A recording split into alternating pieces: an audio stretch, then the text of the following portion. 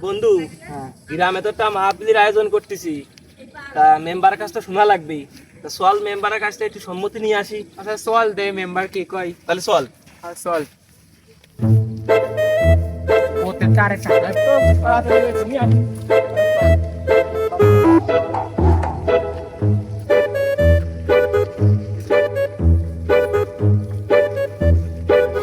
Member সাহেব, এলাকায় তো একটা মাহফিলের আয়োজন করতেছি। তা আপনার তো সম্মতি লাগবে, তাহলে আপনি কি করছেন কন? এখন আমি আমার এলাকার অবস্থা ভালো না, আর আমার সম্মতি ছাড়া এলাকায় কোনো প্রকার অনুষ্ঠান আমি করতে দেব না, কারণ আমার এটা পরিষ্কার কথা। ঠিক আছে?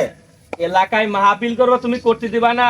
তুমি এলাকার মেম্বার তুমি পাড়ার বাল হয়ে পড়েছো, তোমার মুখ নাচিয়ে খাপিয়ে দেবো শালা।